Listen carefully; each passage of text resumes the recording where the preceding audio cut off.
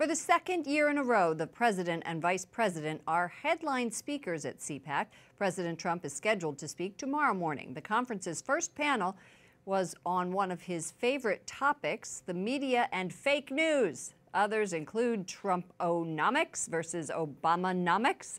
Another calls the president the new sheriff in town. And joining us now is the top sheriff at CPAC, Matt Schlapp, chairman of the American Conservative Union. Welcome back to the program, Matt. Great to be with you, Lauren.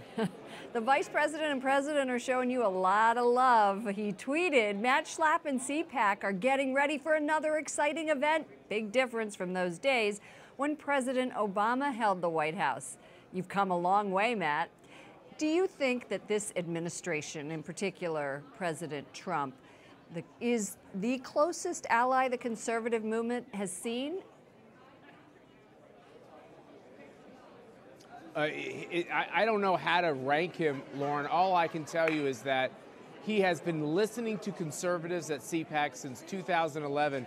He's the rare politician that actually listens more than he talks, and he knows what we care about. And I think he's come to agree with us on so many of our solutions. And his agenda for the first year in his presidency has really been spectacular for conservatives. So I have to say, it's something of a love fest here at CPAC. I bet.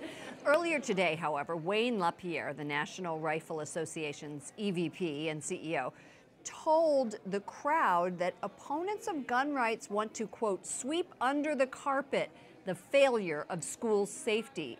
In the wake of the Florida shootings, critics are lambasting the NRA, saying it shouldn't be buying politicians. What is your response?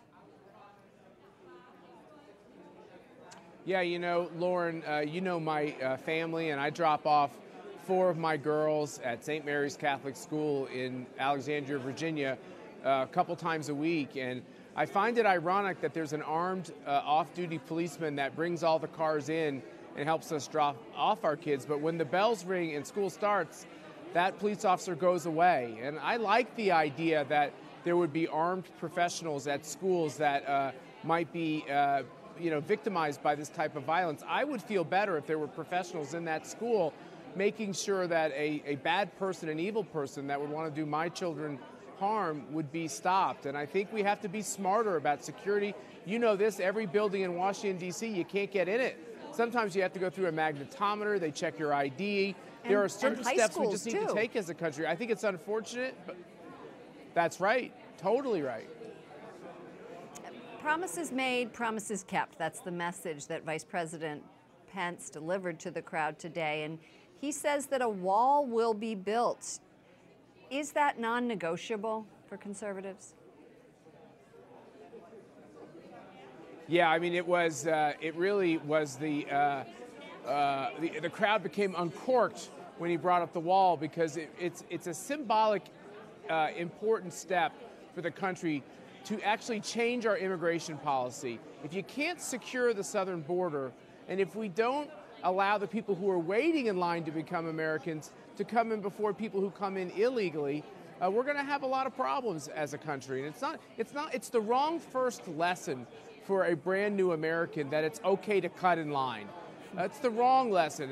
We have a process, we need to follow the process, and the wall is part of making sure we have an orderly process. All right, Matt Schlapp, best of luck to you with the rest of the conference, chairman of the American Conservative Union.